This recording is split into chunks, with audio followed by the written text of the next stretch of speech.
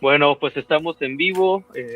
Muy buenas tardes a todos y a todas los que nos acompañan desde la plataforma de el colectivo de estudios históricos de Chiapas.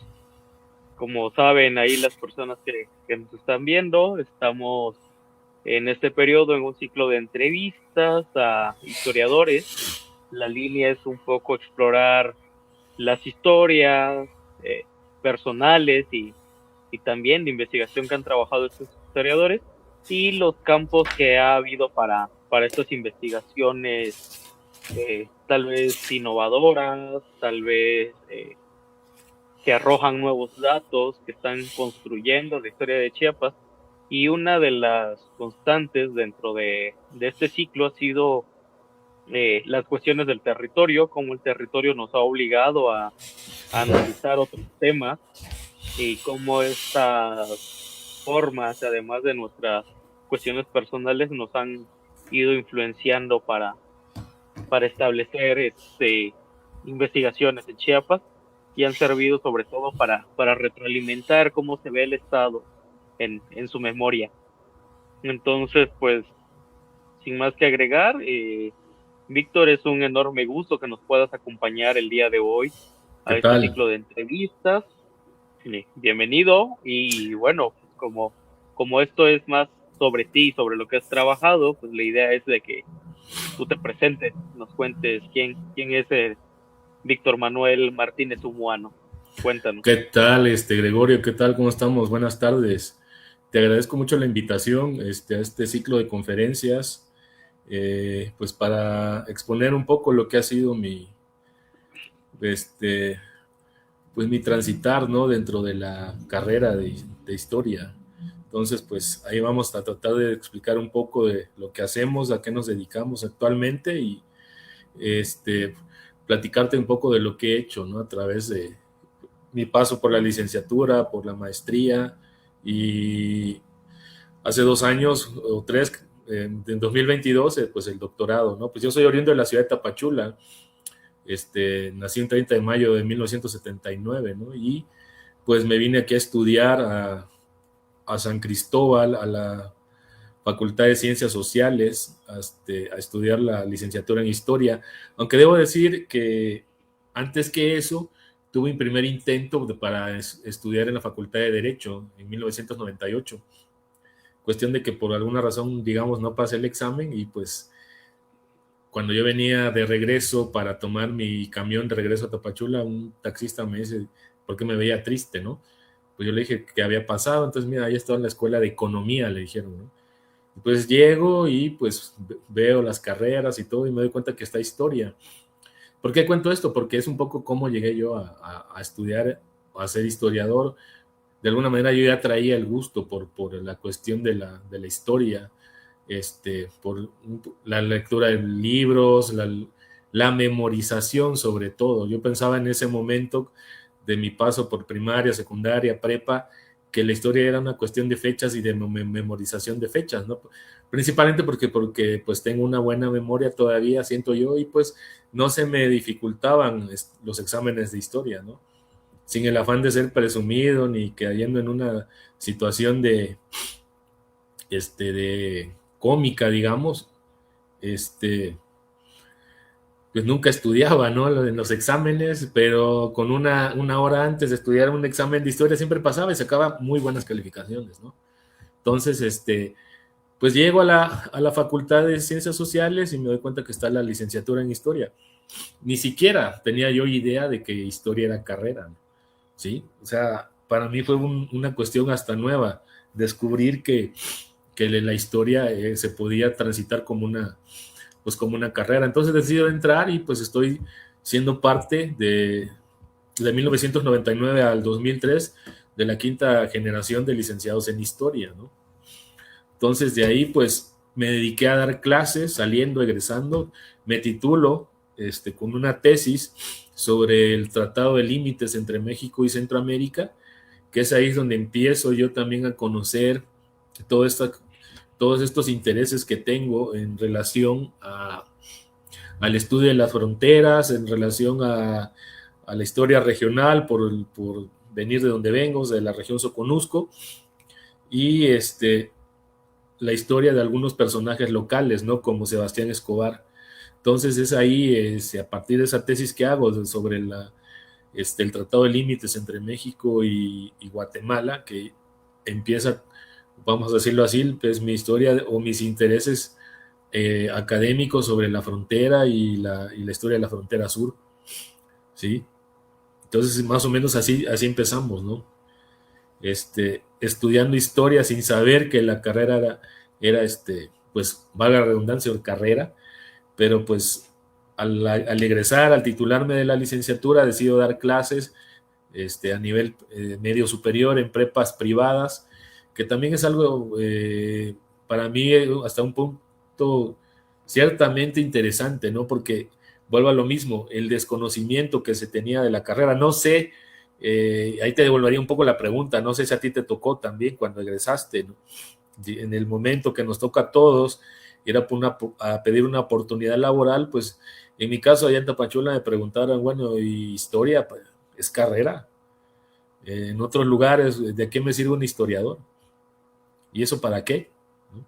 Cuestiones así que hasta que yo llego en una prepa privada que pagaban la hermosa cantidad de 20 pesos la hora, donde me dicen, ah, sí, eres historiador, y lo que me sacó de onda también, ¿eres de acá? Le digo, sí, soy de acá, le digo, o sea, de Tapachula, ¿no?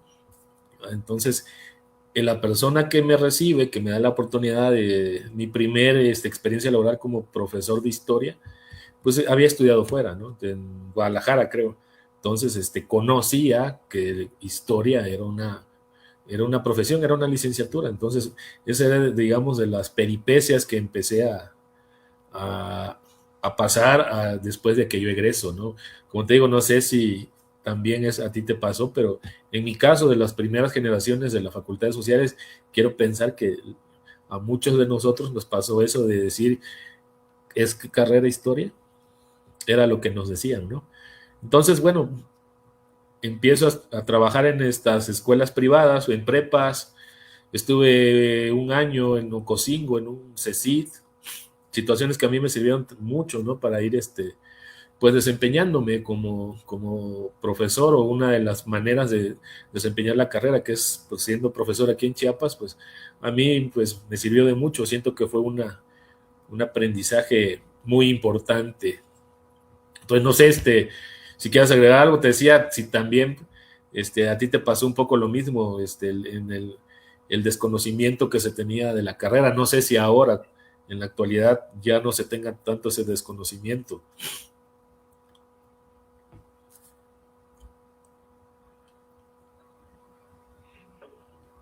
¿Sí?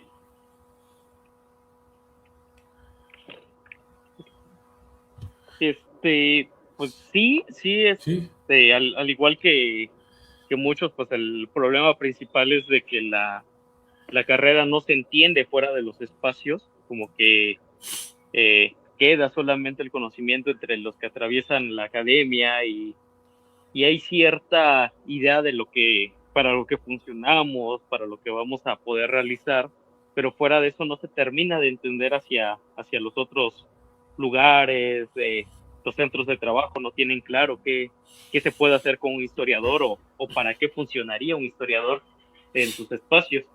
Entonces creo que eso pues es algo que es bastante cotidiano y bastante incómodo por todo lo que se ha formado.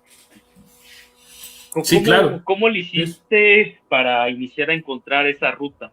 Como para ir construyendo esa ruta y que dijeras, bueno, Sí, de hecho, cuando salgo, pues la pregunta que nos hacemos todos, ¿no? ¿Y ahora qué sigue, no?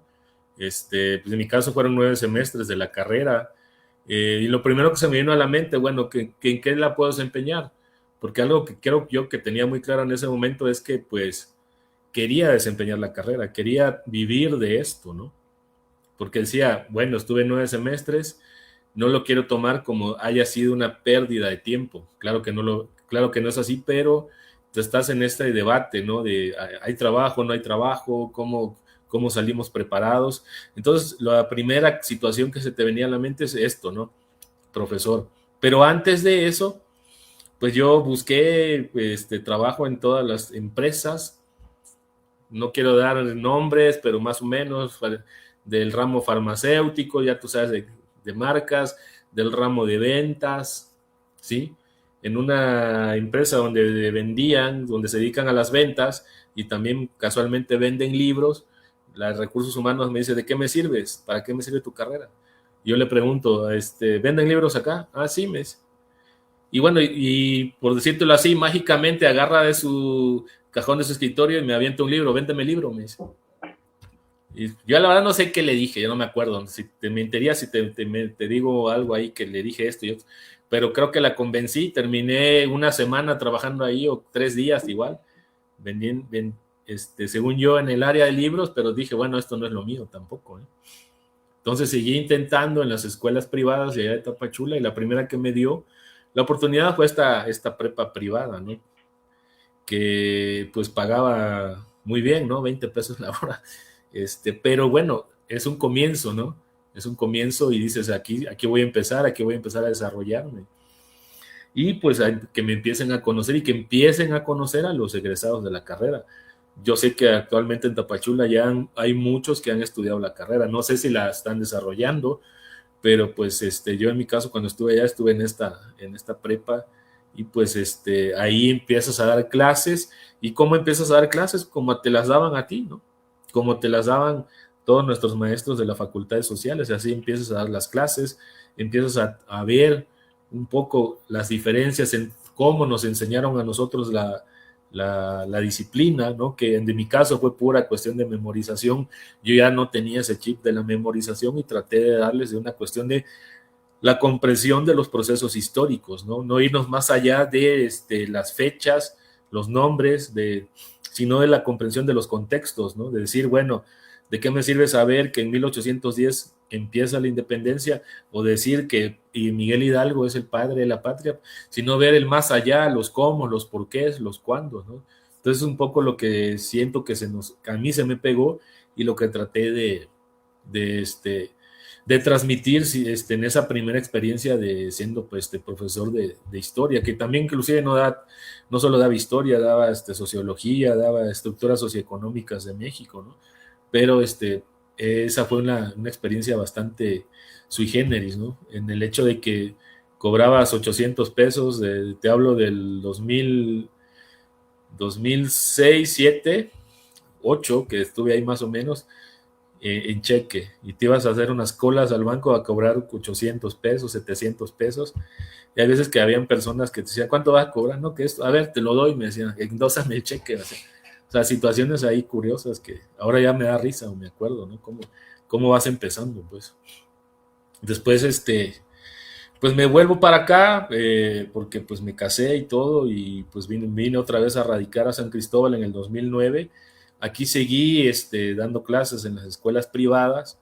En ese inter también estuve presentando exámenes para profesor de bachillerato muchas veces, y pues pude colocarme un año en un CECIT en Ocosingo, y pues ahí también es otra cuestión que te forma, donde llegas a dar clases en 2 salones que eran un kinder con 60, 70 alumnos, donde en las comunidades celtales, choles, o las comunidades indígenas sobre todo, tienen una percepción del maestro bastante más profunda, bastante más, valga la redundancia, respetuosa de lo que es ser un maestro, ¿no? O sea, cuando vi yo 60 personas ahí, muchachos y muchachas, dije, hijo, voy a poder, y pues vaya, te ponen atención, te respetan por la figura, ¿no? El simbolismo de ser un profe, pero pues te formas, estás en la selva,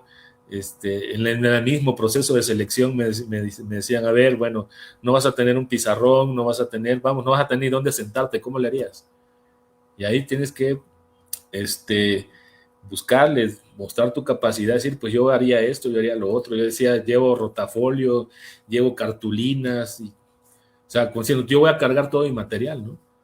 O empiezas y cuentas una historia, sé pedagógico, cuestiones así. Entonces, eso es de alguna manera lo que a mí me empezó pues a formar, y hasta llegar a la última preparatoria privada donde di clases, que era una de la VM, totalmente diferente, de muchos chavos de nivel socioeconómico alto, y pues donde la disciplina no les interesaba para nada. Ahí es donde te cuesta más. O sea, todos los escenarios donde cada grupo se sabe que también es diferente, cada escenario, cada territorio es diferente, tú debes de alguna manera adaptarte, ¿no? Y donde me costó más fue ahí. Pues porque ya te cuestionan, pero esto para qué, qué aburrido, lo típico, ¿no? Qué aburrido, qué flojera, que esto, que el otro, y tú tenías que hacer muchos malabares, ¿no? Poner películas, ser didáctico, ser creativo, ¿no? Y pues ahí la vas, pero pues yo al menos ahí sí, digamos, fue uno de los tropiezos que tuve en mi carrera profesional, pues no terminé el semestre, me fastidié, ahora sí que renuncié, ¿no? Entonces, no me da vergüenza decirlo, simplemente es una cuestión de que cuando ves que no puedes, que has hecho todo y pues no te da, o simplemente es así, o era así esa prepa. A mí me costó bastante y pues como dicen por ahí, tiras la toalla, ¿no? Pero también es un aprendizaje, ¿no? Porque pues te das cuenta de cómo se ha venido manifestando, cómo se ve la historia en la educación media, la educación básica, o sea, secundaria, primaria, preparatoria, que pues hace que ya a la mera hora de llegar a la universidad, pues se vea como algo aburrido, como algo fastidioso, o como algo de memorización, que en mi caso yo vine con eso, esto es memorización, me la voy a llevar de muertito, pues dije yo, no, mal dicho, ¿no? Claro que no fue así, desde luego que no fue así, pero creo que es una de las cosas que los que hemos estudiado la carrera, los que hemos salido y hemos dado clases en prepas o secundarias, yo en mi caso nunca di clases en secundarias, solo en prepas hasta llegar a la universidad en el 2016, que entré a la escuela de autogestión y desarrollo indígena, creo que así se llamaba, que es EGAI se llamaba, Gestión y Desarrollo Indígena. Es una escuela que ya desapareció, que se fusionó con el Instituto de Estudios Indígenas, y es ahí donde estuve desde el 2016 hasta el 2022, igual dando clases más que nada de ciencias sociales, de las diversas disciplinas sociales, ¿no? Pues, antropología, cuestiones de interculturalidad, cuestiones de desarrollo, todo ese tipo de materias que pues también te van enriqueciendo pues el bagaje, ¿no? Por decirlo así, académico. Entonces, daba también historia universal, historia de México. Y pues ahí fue donde me di cuenta que pues podía yo desempeñarme como maestro a nivel universitario. Y antes de eso, pues antes de entrar a la Escuela de Gestión y Autodesarrollo Indígenas, pues estudié la maestría en la UNICACH, en el programa interinstitucional de la maestría en Historia, UNACH UNICACH, becado del CONACYT, y ahí donde planteé una tesis que se llamó el Soconusco, una región entre el separatismo y el cacicazgo, ¿no? Yo había querido entrar a esa maestría hablando de un personaje, ¿no? Haciendo una biografía de Sebastián Escobar, pero por razones diversas ya no lo pude concretar, y creo que nos pasa a todos, ¿no? Entramos con un protocolo, proponemos un protocolo para entrar a la maestría, y en el Inter probablemente cambiamos, y eso me pasó a mí, cambié y puse esta propuesta, ¿no? El Soconusco como una región que en el siglo XIX estuvo entre el separatismo y el cacicazgo, ¿no? El separatismo, o sea, el movimiento separatista de 1856 de los hermanos Chacón, y el cacicazgo de Sebastián Escobar, un personaje importante, poco conocido, muy regional, ¿no? De la zona, que solo se le conoce allá, y creo yo solo en Tapachula, no sé si en otros municipios del Soconusco lo conozcan, pero en Tapachula es un personaje importante, porque hasta ahorita ha sido el único gobernador que ha tenido la ciudad. Y bueno, ¿por qué llego? ¿Por qué hablo de este tema? ¿Por qué lo propongo? Primeramente porque la región del Soconusco es una región, la última espacio territorial que se incorpora a México en 1800 42, cuando se da el proceso de federación o de incorporación de Chiapas a México, ya se empieza a ver una serie de problemas políticos, territoriales, entre lo que era la República de Centroamérica en primer lugar y pues la naciente nación mexicana, ¿no? Entonces, esa región del Soconusco, que en toda la época colonial, en la época virreinal, había sido una gobernación, ¿sí? Y que en 1786 es reducida o degradada políticamente a subdelegación con la creación de las intendencias por parte de la monarquía borbónica, ¿no? Sí, entonces, creo que ahí se empieza a gestar, digamos que la historia de la región ha sido totalmente diferente o ha ido en otro canal a lo que es el resto de la historia de Chiapas, ¿no? Entonces, con una región que políticamente casi toda la época colonial fue una gobernación que después digamos, se le degrada políticamente, lo digo así entre comillas, se le degrada políticamente a subdelegación, que inclusive en la actualidad son dos regiones, ¿no? Pero era el Soconusco, que actualmente lo conocemos, y la región Istmo-Costa. En la región Istmo-Costa se le conocía como el despoblado del Soconusco. Para cuando se le da la categoría de subdelegación, es ahí donde se parte el Soconusco histórico, digamos, ¿no? Y solo queda la última, la franja del sur-sureste, que está más pegada a Centroamérica, ¿no? Entonces es ahí donde empieza y surge esta cuestión del separatismo. Que bueno, después de este proceso de incorporación de Chiapas a México, el ayuntamiento de Tapachula decide irse por otro lado, y el Soconusco queda en una fase de neutralidad, ¿no? Donde solo se autogobernaba. Los gobiernos de Guatemala y México negocian, hay un litigio, hay vamos a decirlo así, un pleito, ¿no? Y pues deciden que el territorio se declare neutral y se autogobierne con sus ayuntamientos. Sí, de esta nos habla muy bien el compañero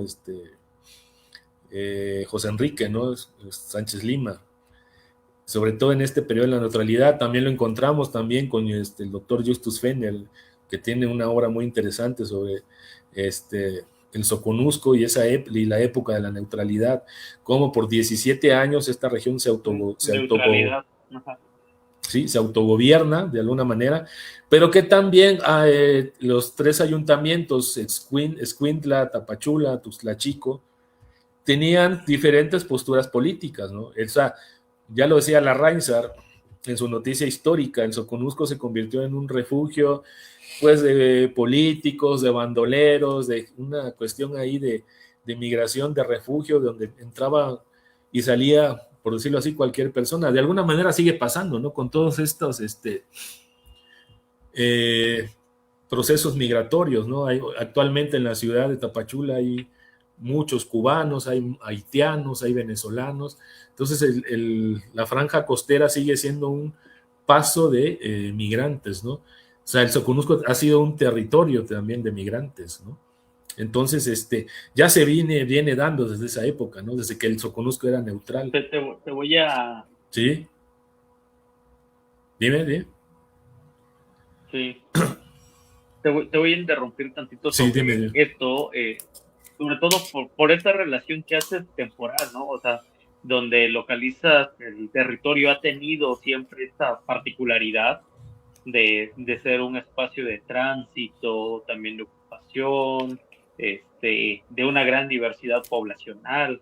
Hace 2 años, un año, Justus Fenner presentaba una exposición aquí en La Enseñanza donde mostraba todas las cuestiones de frontera, Ajá. de qué tipo de poblaciones han llegado y demás. Me gusta mucho esta relación que realizas en diferentes tiempos. ¿Tú cómo ves? O sea, ¿el Soconusco va a seguir comportándose de esa forma como lo estás describiendo o va a tender a transformarse? Bueno, yo creo que va a tender a transformarse, porque de alguna manera todas estas migraciones que están en la actualidad van a dejar una impronta, ¿no? Siento que los cubanos, algunos venezolanos, haitianos, gente de otros lados. O sea, ya no es la misma migración que la población local conocía con los salvadoreños, los hondureños, el constante ir y venir entre la gente del Soconusco y Guatemala, por decir, ¿no? Entonces, creo que va a haber una transformación en la población.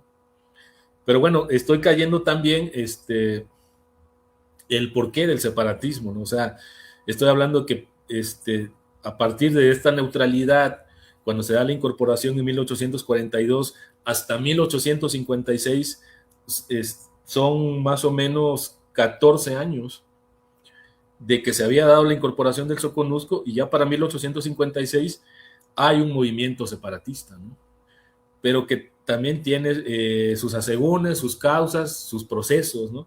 En 1852 hay una invasión de ciertos forajidos que tratan de apoderarse del territorio y que son expulsados por la gente local, sobre todo por gente de la familia Chacón, de la familia Escobar, de la familia Palacios, que de alguna manera ellos empiezan a sentir que el gobierno central de Tuxtla Gutiérrez los tenía ahí como abandonados, ¿no?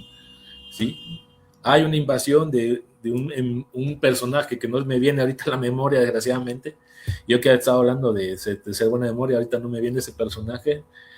Ese personaje invade, no logra su cometido, es expulsado, pero eso también detona que los Chacón, que eran los que dominaban el territorio, para 1856 aluden una cuestión de abandono y de una cuestión de abandono y bueno, perdón, una cuestión también de impuestos, de recursos. El gobernador Corso le solicita la colecturía de rentas, o sea, todos los impuestos recabados en la región al prefecto Chacón, y este se niega.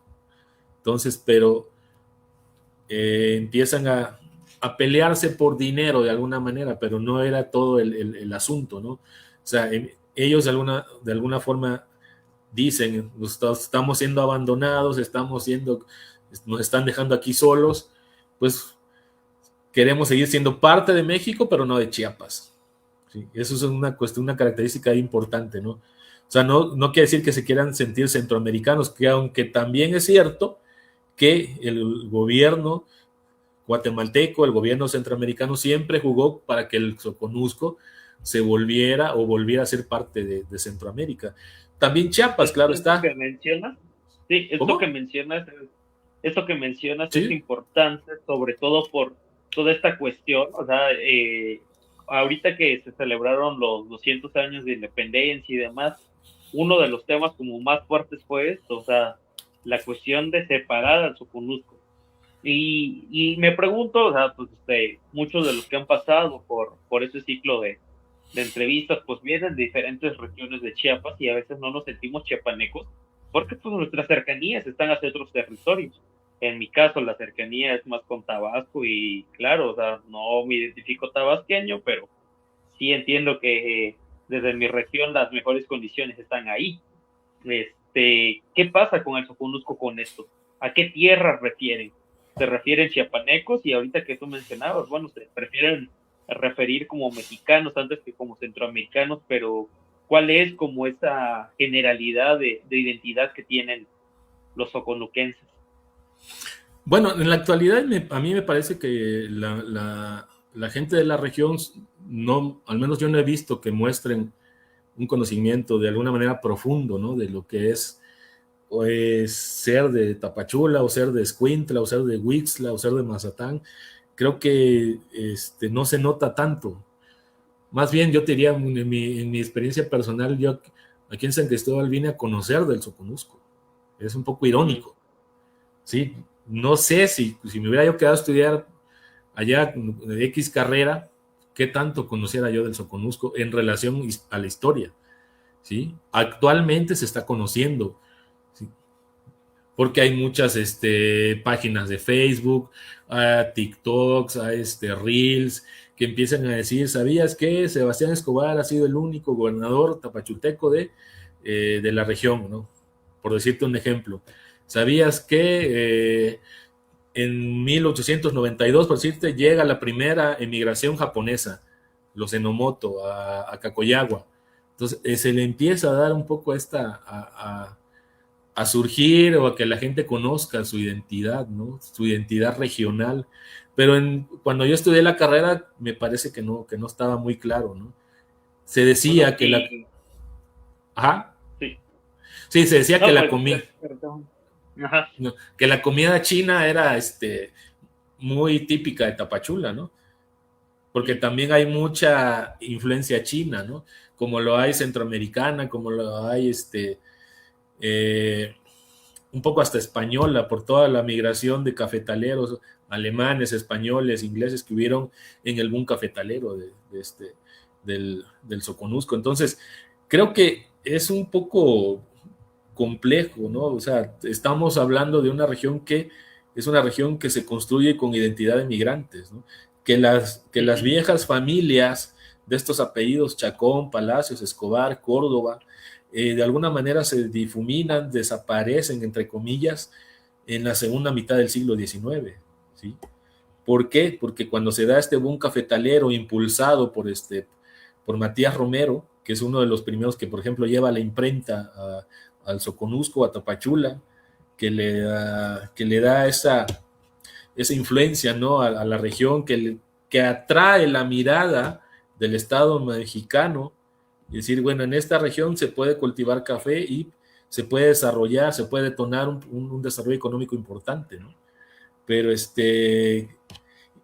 no hay siento yo como una identidad muy palpable, como que es al menos para mí es difícil definirla. Igual ahorita tal vez me vayan a tirar mucho en redes por no saber decir cómo es la identidad, pero por ejemplo, del Istmo Costa al Soconusco, creo que son cosas diferentes, ¿sí?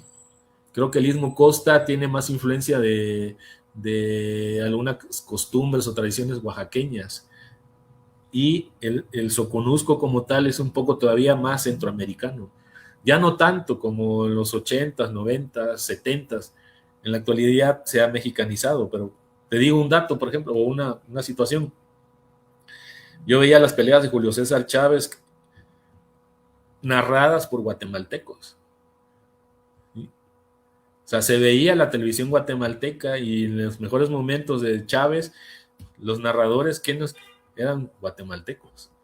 ¿Sí? O sea, la televisión guatemalteca se veía en Tapachula y en las poblaciones más cercanas, ¿no?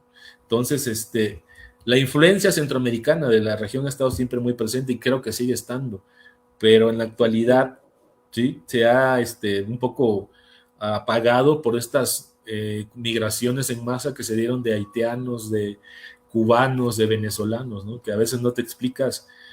Bueno, yo me topé con uno de Costa de Marfil, o sea, te lo digo así, Costa de Marfil, estaba reparando aires acondicionados. Fui con mi hermano a reparar el aire acondicionado del carro de mi mamá y estábamos ahí primero nos aborda un afrocubano y dije, bueno, el otro va a ser afrocubano, ¿no? Ese es de Costa de Marfil. O sea, ya hay una serie de migraciones de todos lados de alguna manera, ¿no?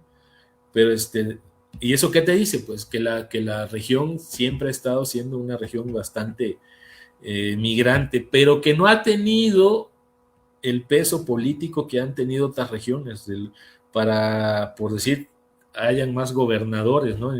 Del Soconusco o salidos de aquí, ¿no?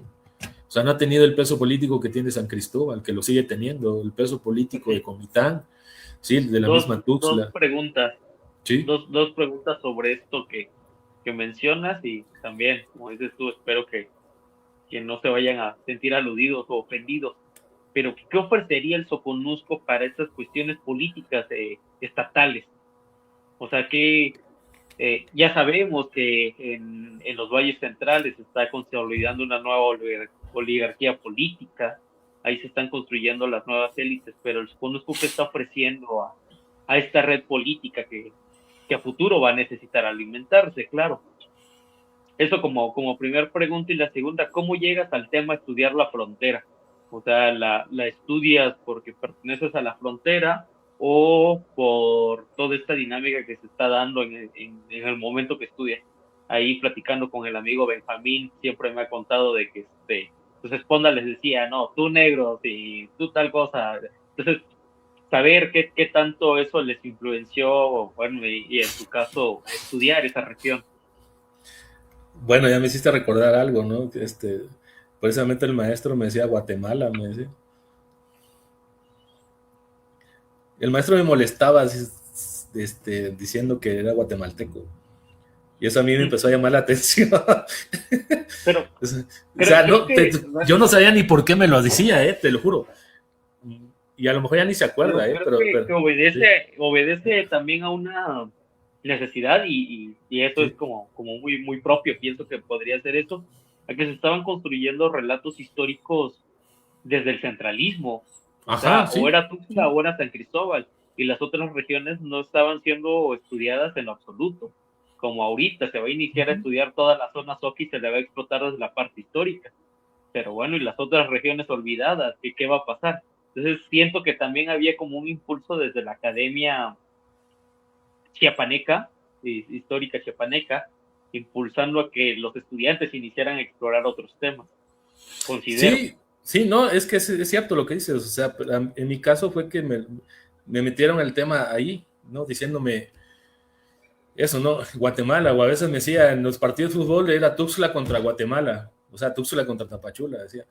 Pero ahí también eso viene desde una cuestión, desde la década de los 80, ¿no? Por alguna razón, o sea, bueno, yo en la década de los 80 era un niño, ¿no? O sea, estaba yo vivo, pero no tenía esa conciencia, ¿no? Pero lo que él me dijo, cómo me lo dijo, me llevó después de egresar, bueno, ¿cuál va a ser mi tema de tesis, no? Y mi primer tema de tesis fue el conflicto de límites entre México y Guatemala, ¿sí? Para llegar, por ejemplo, a la cuestión de la maestría, lo que dije antes. Pero bueno, me preguntaba sobre la cuestión política, ¿no? Han habido intentos últimamente de candidatos a gobernadores que salidos de la región. Me viene a la memoria José Antonio Aguilar Bodegas, del PRI, no pasó nada con él. Manuel Nibón, creo que era otro también que fue candidato, no pasó nada con él. Sammy David fue uno también, salido de Acapetagua, creo que es el político del PRI. Y no, todos fueron, no lograron ser gobernadores, ¿no? Tengo entendido que hay otro político, pero está ligado a estas cuestiones de TV Azteca. No sé si vaya a ser gobernador, no sé. Pero en la cuestión política creo que han estado muy limitados, ¿no? Los políticos de la zona. O sea, llegan, son alcaldes, diputados locales, diputados federales y secretarios a nivel estado, pero yo al menos no me vengo, no, y hasta ahí, ¿sí? Y hasta ahí ya. Y bueno, siempre se dice que se va a detonar la región, se va a detonar esto, el otro, pero actualmente, digamos, está en un proceso de estancamiento, ¿no? Y ese proceso de estancamiento ya lleva más de 10 años, ¿no? Y creo que por ahí, que no sé si contesté tu pregunta, ¿no? Con Sí, sí, esta sí. Aquí en los comentarios, nos acompaña Jorge Ley Arrevillaga del Toro, y nos Ajá. comenta: la mayoría de los habitantes de Tapachula tenemos familia en Guatemala. Para muchos la frontera es política, para muchos es inexistente. Y recuerdo, esto me trae a la memoria algunos diálogos que hace algún tiempo tuvimos con algunas personas, Rodrigo Balam y otros compañeros, en un encuentro donde se platicaba esto. O sea, la frontera meramente es política, por eso nada Ajá. más tiene como los señalamientos de mojones, pero de Sí. ahí realmente pues hay zonas donde esa parte se diluye. O sea, en algún momento yo los vi en la selva, en Benemérito, uno cruza y está ahí. Uh-huh. Pues eso, aquí la pregunta sería: ¿qué tan irrisoria sigue siendo esa frontera? ¿Qué tan vulnerable, elástica, insignificante? No sé, o sea, como Creo toda que la terminología que se le pueda agregar. siempre ha sido una frontera porosa, ese ha sido el nombre que se le ha dado, ¿no? Jan de Vos lo decía, muchos investigadores lo han dicho, es una frontera porosa, es una frontera donde vas y vienes, ¿no? cruzas el río Suchiate en estas como tipo salvavidas gigantes, no me acuerdo el nombre, pero te subes en estas cosas y con el palo y vas remando y llegas a la orilla del río, ya en Guatemala. No pasas, si quieres pasas por el puente, si no, si pasas por el río, hasta donde yo sé no te dicen nada. Entonces es una frontera porosa. Los MAM pasaban de un lado a otro, ¿no? ¿Y qué les pasó? Les dividió la frontera. ¿Y qué pasó con los MAM? Tuvieron que olvidar por mucho tiempo su lengua. No hay hablantes de MAM, han sido la gente grande, se ha tratado de recuperar el MAM hasta donde yo sé. No sé qué tanto se ha logrado, ¿no? Pero no, eso digamos no pasó aquí en los Altos, ¿no? Aquí en los Altos el Tzotzil, el Celtal, se ha conservado. Se quedó arraigado. Sí quedó arraigado, sí. Bueno, el Chol, por ejemplo, ahí en tu zona se habla Chol. Ahí mismo, sí, también ahí mismo en la zona, los MAM y los Mochó. Los Mochó. Un rastreo de 1902, una vez que se integran a la región. Y que pues es particular porque también la región está conformada de muchas identidades, de muchas personas, de muchas formas de pensar y de algo que los caracteriza, o sea, tal vez es atrevido mi comentario, que los caracteriza a todos, no tener un sentido de pertenencia. ¿O qué opinas tú de eso? En esta variedad, sí, somos tantos, pero ¿qué somos? Exacto, o sea, la región sufrió, entre comillas, digo yo, un proceso de mexicanización a partir de su incorporación al territorio mexicano, ¿no? En 1842. Cuando se da este intento de separatismo, inmediatamente el gobierno central de Corzo va, ¿no? Y aplaca el separatismo. Por ejemplo, ahí entra en escena Escobar, Sebastián Escobar, que en un momento apoyó el movimiento separatista, pero después se da cuenta de que o no convenía a sus intereses, o el movimiento pierde fuerza, ¿no? Y de alguna manera también pierde fuerza este movimiento, porque era un movimiento de las élites locales, ¿no? Sobre todo de la familia de los Chacón, de José María y de Manuel Chacón, ¿no? Que quieren ser mexicanos, pero ya no quieren ser chiapanecos, ¿no? O sea, la hipótesis mía la entiendo a partir desde el momento de que se funda esta gobernación del Soconusco, ¿no? Y que después cae una cuestión de subdelegación, se parte el territorio, y el territorio del Soconusco más cercano a la frontera con Guatemala sigue teniendo mucha comunicación, mucha relación con el departamento de San Marcos, sobre todo con la ciudad de Quetzaltenango. Creo que es un poco lo que se refería ahí del comentario del compañero Arrevillaga, ¿no? Creo que hay mucha gente, o el origen de las familias viejas de Tapachula viene del departamento de San Marcos, hasta donde yo sé. ¿Sí? Que emigraron de Guatemala y se estacionaron en Tapachula, por ejemplo, la familia de Fray Matías de Córdoba, ¿no? ¿Sí? Que Fray Matías de Córdoba pues se educa más en Guatemala, incluso lo consideran más guatemalteco que mexicano, ¿no? O que chiapaneco, ¿sí? Exactamente, entonces a partir de sí, perdón, a partir de lo que has estado trabajando y todo, ¿qué faltaría por escribir del Soconusco? ¿Qué faltaría? Buena pregunta. Sí, es lo que creo que yo lo intenté hacer en esto de hablar sobre los procesos de fronterización. Sí, el concepto de fronterización de un argentino, Alejandro Grimson, ¿no? Que hace una tesis sobre la triple frontera entre Argentina, el Paraguay, y Uruguay y Brasil, si no estoy mal. Y da toda una cuestión ahí sobre que la frontera es un territorio vivo, pero que se incluye tanto del lado mexicano como por decirte acá, para la cuestión mexicana, el lado mexicano como el lado guatemalteco es un mismo territorio, es un territorio de frontera, o es la transfrontera, ¿no? Entonces, cuando estudié el doctorado es lo que quise plantear, ¿no? Ver el Soconusco como un proceso de fronterización en diversas etapas, ¿no? La primera etapa fue la independencia, la segunda etapa fue el movimiento, la neutralidad, después de la neutralidad es el separatismo, y la última etapa es la independencia, la neutralidad, el separatismo, y la última etapa es es el Tratado de Límites, o también la ciudad de Tapachula como una región estratégica para la definición de las fronteras, ¿no? Que de alguna manera es la ciudad que siempre recibe todo este movimiento de migrantes, ¿no? Y que ha recibido todo el movimiento de migrantes desde el mismo siglo XIX. O sea, ha habido un constante flujo de migraciones en el Soconusco. Entonces creo que la región va a seguir siendo una región de migraciones, ¿no?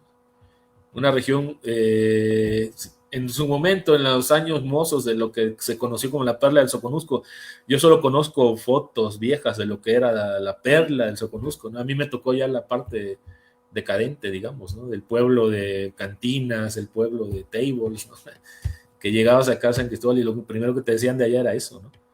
O sea, pero no te hablaban de una cuestión de la cultura, no te hablaban de una cuestión de bibliotecas o de edificios coloniales, ¿no? Entonces, por eso te digo, yo cuando llego acá empiezo a conocer la historia del Soconusco, o sea, veo el Soconusco desde fuera, ¿sí? Entonces, por eso descubro cosas que a lo mejor viviendo allá no podía yo, no puedo o no hubiera podido descubrir, ¿no? ¿Sí? Entonces, Disculpa, Víctor, y pensando un poquito en esto, bueno, yo desconozco en su mayoría del Soconusco, más que aquello que se ha revisado desde la academia y demás, pero ¿quiénes han escrito del Soconusco y desde qué mirada lo han hecho? la mirada desde fuera. Todos han sido muchos investigadores, tanto norteamericanos, europeos, del centro del país, y siempre lo han visto desde una cuestión de fuera como un territorio de frontera, como un territorio de la periferia, ¿no? Sí, como un territorio de alguna manera peculiar, ¿sí? Hasta si tú quieres un poco aislado, ¿no? ¿Sí? Entonces tiene una parte, o sea, la historia es muy particular, es una historia de un territorio que es el último en incorporarse a la nación mexicana, que ha tenido estos remanentes separatistas. El primero fue en el siglo XIX, el último fue en los 80s, por allá a principios de los 2000, cuando yo estaba por egresar de la licenciatura, igual se empezaba a hablar otra vez de este separatismo. Por eso de alguna manera el exgobernador Salazar Mendicuchía rebautiza Puerto Madero como Puerto Chiapas, ¿no?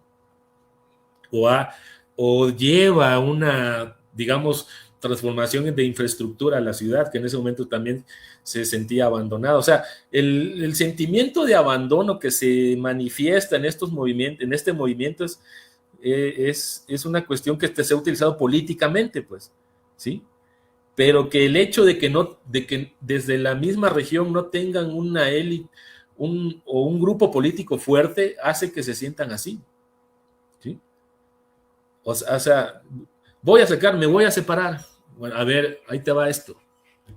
Quiero separarme, bueno, aquí te va lo otro, ¿no? Ahí controladito, ¿no? Entonces, yo creo que eso es un poco lo que le pasó a la región.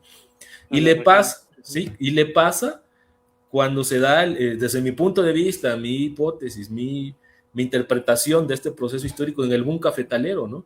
Cuando llegan todas las inversiones alemanas, norteamericanas, y toda esta vieja guardia local, por decirlo así, desaparece. O se casan los hijos o las hijas con el capital de los que venían a invertir en el café, y pues toda esta élite económica no le importó la política, siento yo, no le importó.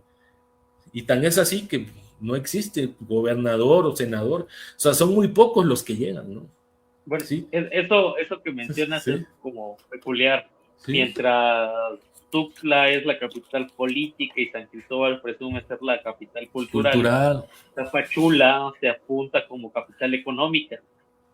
Y claro, pues este comentario que haces se entiende, ¿no? O sea, tal vez la línea ahí no es tan política, sino aprovechar un tanto todos estos recursos económicos que la han atravesado, que han llegado, que han constituido a la misma población.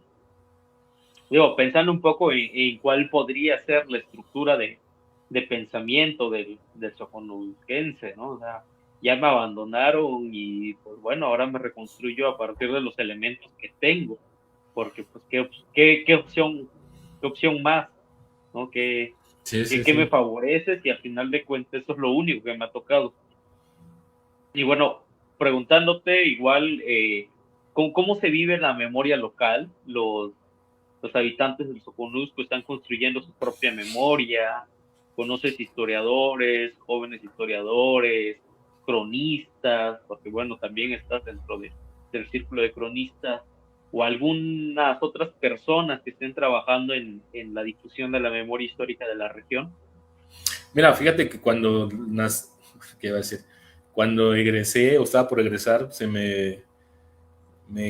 una maestra del Instituto de Estudios Indígenas, donde hice mi servicio social en la biblioteca, me dio un anuario que se le entregara a Javier de León Orozco, que era el cronista de la ciudad y era licenciado en historia.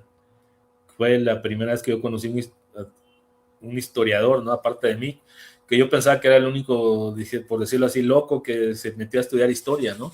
Pero pues no, él era un historiador egresado de la UNAM y lo conocí cuando le fui a dar el libro y me trató bien, platicamos de la región, platicamos sobre una cuestión que él llamaba algunas cartas, me acuerdo de esa plática que él dijo, y hablaban de la neutralidad, ¿sí? Después llegué a la conclusión, porque solo tuvimos esa plática, pero era de este proceso de la neutralidad de la región, ¿no? Ese fue el primer historiador que yo conocí, aparte de mí. Actualmente hay más que han estudiado historia, tapachultecos, uh, el encargado del archivo histórico, de hecho, Javier de León era también encargado del archivo histórico, pero el actual encargado, Cristian Camacho, aunque no nació allá, pero otro de sus ayudantes, creo que apellido Umaña, pues es de Tapachula. El mismo Cristian Camacho ha puesto en un nivel, siento yo, importante el archivo histórico de allá, de Tapachula, ¿no? O sea, en una cuestión más organizado, que tenga cajas especiales para su conservación. También, bueno, a un amigo mío, que primero fue mi alumno, digamos, alguien que dice que por mí estudió historia, ¿no? Se llama Alejandro Martínez, se llama, ¿sí? Y eso para mí me llamó la atención porque cuando llegas y tratas de dar tus primeros pininos como maestro, pues entonces sientes que haces las cosas bien, ¿no? Y fuera de él hay más, siento, conozco, inclusive en la misma Facultad de Sociales hay alguno que otro muchacho de Tapachula que está estudiando historia, ¿no? Y entonces lo que queda es que pues hagan un trabajo de, pues, que seamos visibles los historiadores, ¿no? Que vean la sociedad que nos tome como una carrera o un oficio importante, ¿no? ¿Sí? Para la construcción de identidad, para la conformación cultural, porque pues, o sea, ya los historiadores, al menos yo me estoy dando cuenta, tal vez tardemente, que tenemos que no solo ser profesores de historia, también debemos ser cronistas, también debemos ser archivistas, ¿no? Ahorita trabajo en un archivo histórico, estoy en el archivo histórico de la Facultad de Derecho, ¿sí? Que también es un archivo poco conocido, ni los mismos alumnos lo conocían, ¿no? ¿Qué es mi función? Pues que lo conozcan, que sepan de su identidad, quiénes han trabajado aquí, ¿no? En el archivo. Entonces, creo que el historiador es ya nuestro compromiso, ¿no? De darnos a conocer, de incidir, ¿no? A nivel histórico, cultural, si tú quieres, se me viene a la cabeza esto, pero de que vean que somos parte de, ¿no? Que estamos incidiendo, ¿no? Platicaba, llevé a mis prestadores de servicio social con una compañera tuya, la conoces, que es Diana, creo que se llama, Uh-huh. Diana, y pues en el archivo José Weber, Bissinger, ¿no? Un archivo interesante. Pues ahí están todos los que están estudiando historia, tratando de sobresalir, ¿no? De, pues, o das clases o te dedicas a la cuestión archivística o a la cuestión museográfica, estas de las cosas, ¿no? Tú, por ejemplo, también tienes esa habilidad, esta cuestión de la museografía. Entonces, debemos volvernos muy diversos y yo creo que todos los profesionistas en la actualidad, no solo los de historia, tenemos que tener un abanico de posibilidades, ¿no? ¿Sí? O sea, que Sí, definitivamente. no solo sea la docencia. Yo me di cuenta, bueno, de licenciado creo que voy a llegar poco, al menos que me haya conseguido mis 40 horas en telesecundaria o en secundaria, igual mi tiempo completo en el COBACH, por decir, o en media superior, pero no lo hice, no se me dio la oportunidad. Entonces, me seguí por los posgrados y en la actualidad aquí estamos haciendo nuestros pininos, ¿no? Y pues creo que siento que nos falta involucrarnos más, ¿no? En la cuestión cultural, en la cuestión histórica, ¿no? Le Fíjate preguntaba, que ajá, eso, bien, sí, sí, ajá, fíjate que eso que comentas de hasta dónde tenemos que involucrarnos, hace poco ahí con el compañero Ulises también dialogábamos un poco eso de por qué los historiadores somos tan duros para transmitir la información, para difundir, cuando la memoria es de todos. Tendríamos que hacerla más amigable, más cómoda para interpretar y dejar de estar en nuestros círculos. Entonces, de sí, repente, como que nada más dialogamos entre historiadores y todo es siglo XIX y el cambio político y sí, qué tal personaje y todo. Y de repente ves que los temas actuales, los temas de interés, o siquiera hacer una información interesante, abierta al público, no la podemos hacer. Y entonces creo que ahí fallamos en este rescate de la memoria. No estamos pudiendo transmitirla cuando ese tendría que ser también uno de nuestros objetivos sociales. sí, claro, lo que dices es muy importante y es, por ejemplo, donde entra esta cuestión de la crónica. Yo así lo veo, justo como tú lo estás diciendo, ¿no? Por eso un poco también me metí a esto de la crónica, ¿sí? Por una cuestión de laboral, si tú quieres, pero también de incidir como profesionistas en el oficio de historiar, como decía Luis González, ¿no? El oficio de historiar, ¿qué vas a hacer, ¿no? Después de estudiar historia, de leer libros, ¿no? De batallar con muertos, ¿no? De batallar con documentos, con gente muerta, dijeron, ¿no? Entonces, ¿cómo lo vas a transmitir? ¿Sí? Por ejemplo, acá en la Facultad de Leyes, de Derecho, se habla de una facultad tricentenaria, ¿no? Muy antigua, ¿no? Pero ¿por qué es antigua? ¿Y por qué se ligan estos 300 años? ¿Sí? Hay un debate ahí todavía que todavía voy a librar acá, porque yo tengo mis asegúnes, ¿no? Pero porque al final de cuentas, o sea, la historia no debe quedar así. O sea, la historia, por ejemplo, por decirte, de esta facultad, tricentenario. Bueno, ok, sí, es importante. De hecho, los abogados en el siglo XIX egresados a esta facultad formaron o fueron fundamentales para la construcción de las instituciones del Estado chiapaneco del siglo XIX, ¿no? O sea, de aquí salieron, de esta facultad. Pero bueno, eso me toca a mí decirlo, o el que esté, no solo yo, ¿sí? No hay, tampoco nada, no somos eternos en los espacios, ¿no? Pero Así es. Ya este, quisiéramos, ajá, sí, pero, porque pero, siempre hay mucho trabajo por hacer. claro, sí, sí, sí, porque bueno, por ejemplo, acá dio clases un año o dos, Rosario Castellanos, ¿no? Eso pocos lo saben, y hay pocos documentos, desgraciadamente, que lo muestran, sobre todo donde está su firma autógrafa, ¿no? ¿Sí? Sí, sí, Entonces, sí. Fray Matías de Córdoba, ¿sí? Que hay un busto en la Facultad de Derecho sobre Fray Matías de Córdoba, que hay un documento, una carta donde él pide que se le integre al claustro, ¿no? Y que se le dé por válido que se le respete su título de doctor en Sagrada Teología, ¿no? Entonces, porque aquí era el centro, el eje político, económico, ¿no? La vieja ciudad real, ¿no? Y aquí estaba Fray Matías, ¿no? Entonces, pero eso Sí. lo tenemos que decir, en mi caso, a los abogados que entren, a los chavos que vendan de prepa, mira, aquí pasó y no estás en cualquier escuela de derecho, ¿no? ¿Sí? Por ejemplo, Sí, me parece interesante eso. ¿sí? Ujú. En Tapachula, ¿no? La cuestión de juicios de la identidad, ¿no?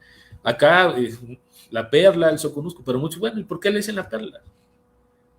Por un proceso de desarrollo económico, sobre todo, a partir del boom cafetalero que tuvo hasta la década de los 60 hasta Pachula. Después ya no. Sí, se convirtió en un pueblito de cantinas y de, bueno, de, de esos lugares del tubo, ¿no? O sea, desgraciadamente, yo me tuve que tragar comentarios bastante despectivos, lo digo así, cuando era estudiante, pues del hecho de venir de allá. Sí, Porque pues es lo el que, reconocimiento de una sí, región sí, diferente, ¿no? ajá, sí, de una región de Ajena frontera. para la mayoría de los Ah, chiapanecos. Ujú. exactamente, Sí, siento que justo. es ajeno, exacto. Es un poco también cuando yo me precio conocer todo Chiapas y cuando fui pues a Palenque, cuando veo que hablan como tabasqueños en un momento. Cuando yo fui así me pareció, dije, Sí, aquí no estoy en Chiapas, dije, o sea, dices, o sea, pero es que Chiapas también es un rompecabezas, ¿no? Vas sí, a... justo esa Ajá, diversidad es lo que hace rico al estado, porque pues, sí, en toda mi vida yo nunca he ido hacia ciertas partes del Soconusco y a partir de lo que se aprende dices, bueno, pues es que Chiapas es enorme y creo que una de las grandes tareas que tiene es reconocer esa diversidad. claro. Y creo que por ahí va un poco, o igual, esto del escudo, creo, ¿no? Reconocer esta enorme diversidad del Estado, ¿no?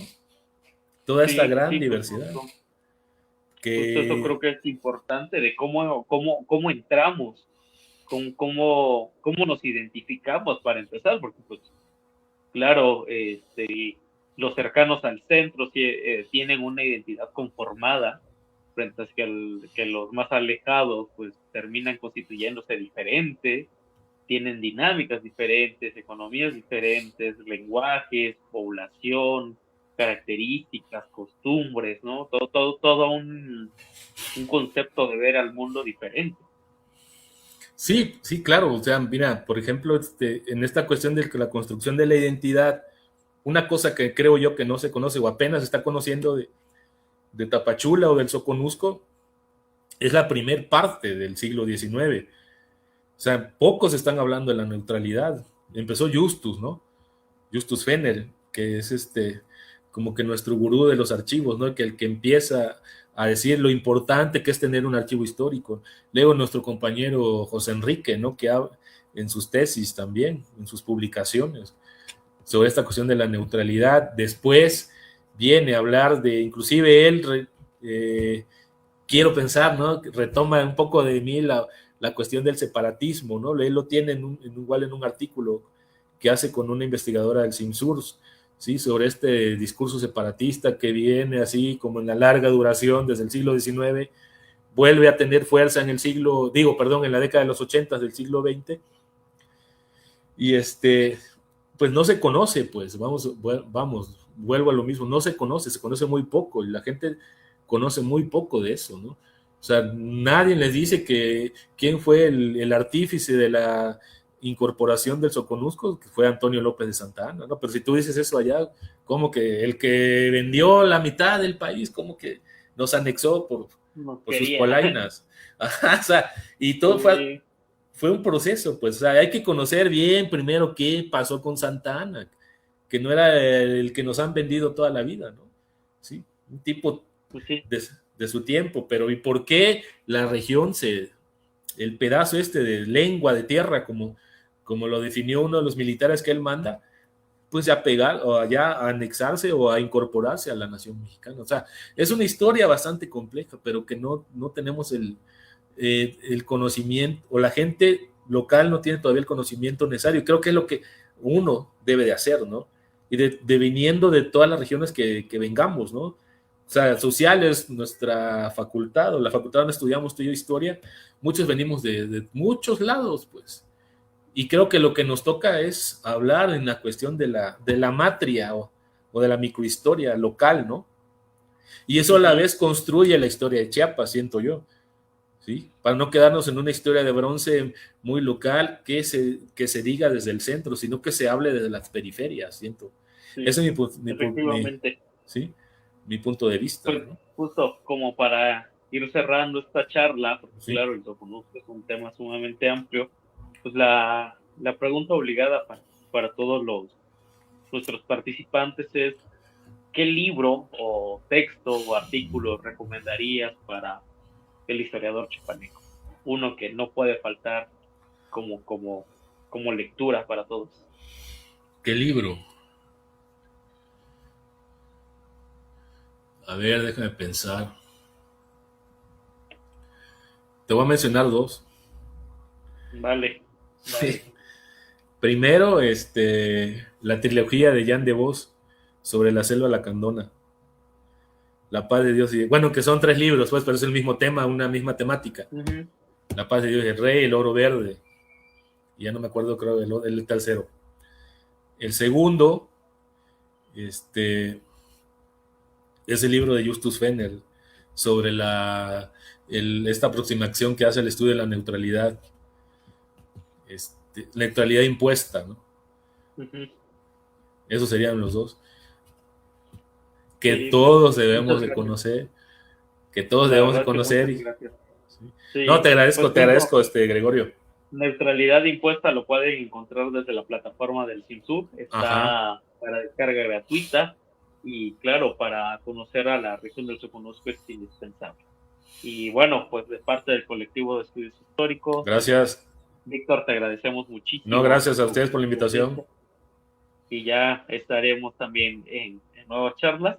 Y para el público que nos ve, les recordamos de que aún está abierta la convocatoria para participar en el ciclo de conferencias, aportes y apuntes sobre la historia de Chiapas. Entonces, sin más, pues Víctor, muchas gracias Te y nos agradezco, estamos mi viendo. estimado amigo. Cuídate. Hasta luego, Buenas. Hasta cuídate. luego. Bye. Bye.